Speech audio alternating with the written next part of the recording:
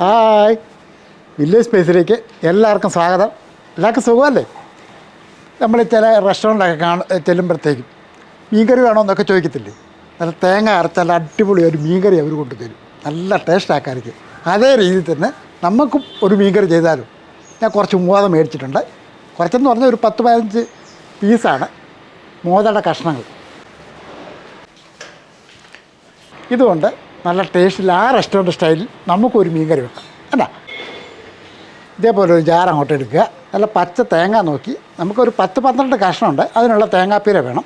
അപ്പോൾ ഇതേപോലെ ഇതിപ്പോൾ ഒരു അര കപ്പുണ്ട്. ആ തേങ്ങാപ്പീര ജാറിൻ്റെ അകത്തോട്ട് ഇട്ട് കൊടുക്കുക. ഒരു 5-6 ചെറിയ ഉള്ളി അതുകൂടി ജാറിലോട്ട് ഇട്ട് കൊടുക്കുക.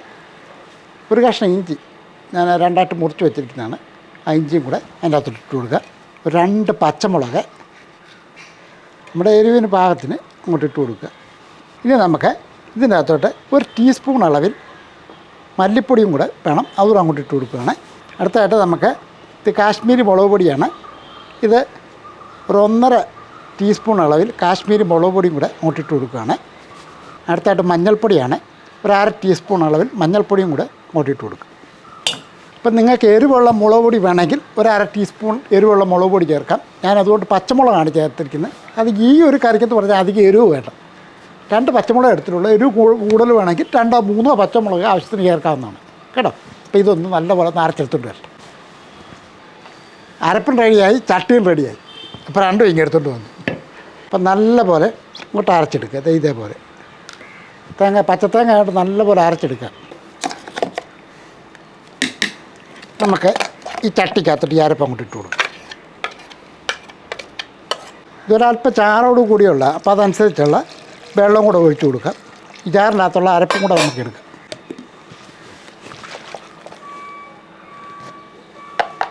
ഈ അരപ്പും വെള്ളവും കൂടെ അങ്ങോട്ട് ഒഴിച്ചു കൊടുക്കും.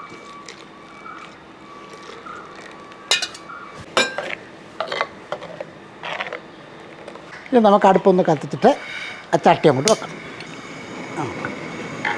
ഇനി നമുക്ക് ഒരു 3 കുടംപുളി കഷ്ണം, ഇപ്പോൾ പുളിയൊക്കെ നമ്മുടെ ആവശ്യത്തിന് ചേർക്കാമെന്നുള്ളൂ. വെള്ളത്തിൻ്റെ അകത്ത് ഇട്ടിരുന്ന അതുകൂടെ അങ്ങോട്ട് ഇട്ട് കൊടുക്കുകയാണ്. ഇതിനാവശ്യമുള്ള ഉപ്പ് പൊടിയും കൂടെ അങ്ങോട്ട് ഇട്ട് കൊടുക്കാം.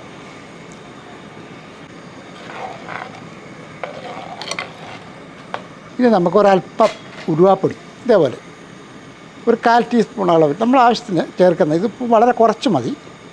ആ ഉലുവാപ്പൊടിയും കൂടെ ഇത്രയും കരിയാപ്പലയും കൂടെ ഇട്ട് ഒന്നുകൂടെ ഒന്ന് ഇളക്കി കൊടുക്കുക.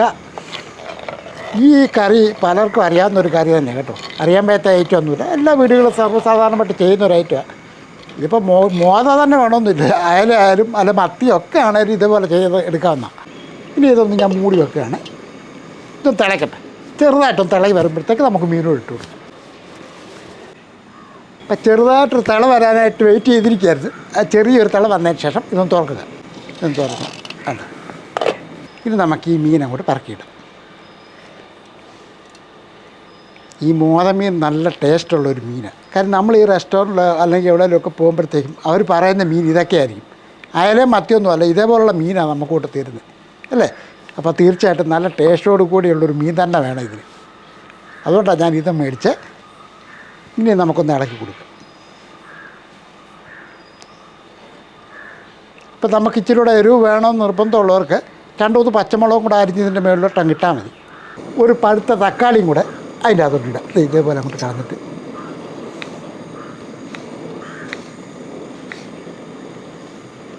ഈ തക്കാളി അരിഞ്ഞത് അങ്ങോട്ട് ഇട്ട് കൊടുക്കും. ഇതൊരു ഓപ്ഷൻ മാത്രം ഇട്ടെന്നേ ഉള്ളൂ. കാര്യം തക്കാളിയൊക്കെ ഇച്ചിരി മീൻ കറിക്കകത്ത് ഇട്ടുന്നത് നല്ലതാണ്. ചിലർക്ക് പക്ഷേ ഇഷ്ടമല്ലാത്ത ആൾക്കാരുണ്ട്, അവർക്ക് ചേർക്കേണ്ട കാര്യമൊന്നുമില്ല കേട്ടോ.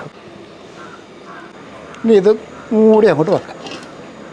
ഒരു 3 മിനിറ്റെങ്കിലും ഒന്ന് ഇരിക്കട്ടെ. എന്നിട്ട് നമുക്ക് തുറന്ന് നോക്കിയിട്ട് വേണം ബാക്കി കാര്യങ്ങളൊക്കെ ചേർക്കാനായിട്ട്. അതായത് ഉപ്പ് വല്ലതും വേണമെന്നുണ്ടെങ്കിൽ നമുക്ക് പിന്നെ ചേർക്കാവുന്നതാണ്. അപ്പോൾ നമ്മുടെ മോതമീൻ ഇങ്ങനെ ചാറിനകത്ത് തിളയ്ക്കുക. നമുക്ക് തുറന്ന് നോക്കിയാലും ഏകദേശം ഒരു 3 മിനിറ്റോളം ആയിട്ടുണ്ട്. ഒരു മീഡിയം രീതിയിലാണ് തീ വെച്ചിരിക്കുന്നത് കേട്ടോ. വേണ്ട നല്ല അടിപൊളി മണം. ഇനി നമുക്കൊന്ന് ഇളക്കി കൊടുക്കാം. പെരുക്കെ ഒന്ന് ഇളക്കി കൊടുക്കാം. കാര്യം മീൻ വേറായില്ല, 3 മിനിറ്റല്ലേ ആയുള്ളൂ. ഒന്ന് ഇളക്കി കൊടുത്തിട്ട് നമുക്കേ ഒന്ന് ടേസ്റ്റ് ചെയ്ത് നോക്കണം. വല്ല പോരാഴിക ഉണ്ടെങ്കിൽ ചേർക്കാമെന്നാണ്. ചൂടാ. ഞാനിങ്ങനെയൊക്കെ പറയുകയൊക്കെ ചെയ്യുന്നത് എന്നാണെന്നറിയോ, ഒരു പക്ഷേ ചെയ്തു നോക്കാൻ താല്പര്യമുള്ളവർക്ക് ഇതേപോലെയൊക്കെ നോക്കിയിട്ട് വേണം ചെയ്യാനെന്ന് കാണിക്കുന്നതേ ഉള്ളൂ കേട്ടോ. നല്ല രുചിയുണ്ട്, പക്ഷേ അല്പം ഉപ്പ് പൊടിയുടെ കുറവുണ്ട്. അതുകൂടെ ഇട്ട് കഴിയുമ്പോൾ ഓക്കെയാണ്. ഒരു ശകലം ഉപ്പിൻ്റെ കുറവുണ്ട്, അതുകൂടെ ഇട്ടേക്കാം. ഉപ്പ് കറക്റ്റില്ല, കറി ഒന്നും ശരിയാകത്തില്ല. കാര്യം മീൻ കറിക്കെന്ന് പറഞ്ഞാൽ ഉപ്പും പുളിയും പിന്നെ എരിവ് നമ്മുടെ ഓരോരുത്തരുടെ രീതിക്കാണ്. ഉപ്പും പുളിയും കറക്റ്റായിരിക്കണം. എരിവ് വേണ്ടവർക്ക് അല്പം കൂടി പച്ചമുളകൊക്കെ ഇട്ട് കൊടുക്കാവുന്നതാണ്. ഇപ്പോൾ ഒരു മീഡിയം രീതിയിൽ ഞാൻ പറഞ്ഞില്ല, ഈ ഒരു കറിക്ക് അധികം എരിവ് വേണ്ട എന്ന് വിചാരിച്ചിട്ടാണ് ഞാൻ ചേർക്കാൻ. ഇനി നമുക്ക് ഒന്നുകൂടെ ഒന്ന് മൂടി വെക്കുകയാണ്. ഇപ്പോൾ പാകത്തിന് അതിൻ്റെ ഉപ്പും പുളിയും ഒക്കെ ഉണ്ട്. ഒരല്പം ചെറിയൊരു എരിവുണ്ട്, അത് മതി. ഇനി ഇതൊന്ന് വേകണം. കുറച്ച് സമയം കൂടെ ഒന്നിരിക്കട്ടെ. മീൻ വെന്തതിന് ശേഷം വേണം ബാക്കി കാര്യങ്ങളൊക്കെ ചെയ്യാൻ. മീൻ കറിയൊക്കെ റെഡിയായി കഴിയുമ്പോഴത്തേക്കും അടപ്പിങ്ങനെ തുറക്കത്തില്ല. അപ്പോൾ ഉള്ള ഒരു മണമുണ്ടല്ലോ, അടിപൊളി, ഒരു രക്ഷയില്ല. ഇപ്പോൾ കണ്ടില്ലേ, ഇതിൻ്റെ ഇടയിൽ കൂടെയൊക്കെ ഇങ്ങോട്ട് ചാടും. നല്ല ടേസ്റ്റി ആയിട്ട് നല്ലൊരു മോദക്കറിയായിട്ട് കേട്ടോ. അപ്പോൾ ഇത് ഏകദേശം ഇപ്പോൾ ടോട്ടൽ എല്ലാം കൂടെ ഒരു 18-20 മിനിറ്റോളം ആയിട്ടുണ്ട്. ചെറിയ തീയിലാണ് നമ്മൾ വെച്ചിരുന്നത്. ഇനിയും തവി കൊണ്ട് ഇളക്കിയാൽ കഷ്ണമൊക്കെ പൊടിയും. അതുകൊണ്ട് ഇങ്ങനെ ഇതേപോലെ ഇങ്ങനെ താഴോട്ട് വെച്ച് ഇങ്ങനെ കറക്കി ഇതേപോലെ കറക്കി എടുക്കാവുള്ളൂ, അല്ലെങ്കിൽ കഷ്ണമൊക്കെ പൊടിഞ്ഞു പോകും. ഇത് വിട്ടിരിക്കട്ടെ. മീൻ കറി താത്ത് വെച്ച ശേഷം ഒരു പാനം കൊണ്ട് വെക്കുകയാണ്. പാനം ചൂടായതിന് ശേഷം അല്പം വെളിച്ചെണ്ണ ഒന്ന് ഒഴിച്ച് കൊടുക്കും. ആ വെളിച്ചെണ്ണ ഒന്ന് ചൂടായതിന് ശേഷം ഇതേപോലെ ഒരു 1/4 ടീസ്പൂൺ അളവിൽ ഉലുവ മാത്രം ഇട്ട് കൊടുക്കുക. കടുകൊന്നും നമ്മൾ ഇതിൻ്റെ അകത്ത് ചേർക്കുന്നില്ല, കടുകുമില്ല, ഉള്ളി ചേർക്കുന്നില്ല. ഉലുവ മാത്രം ഒന്ന് താളിച്ചിരിക്കുക. ഉലുവ ഒന്ന് പൊട്ടിയ ശേഷം ഒരല്പം കറിവേപ്പിലയും കൂടെ അങ്ങോട്ട് കൊടുക്കും. അപ്പോൾ ഉലുവായും കറിവേപ്പിലയും ഒന്ന് താളിച്ച് വെച്ചിരിക്കുന്നത് അങ്ങോട്ട് ഒഴിച്ചു കൊടുക്കുക.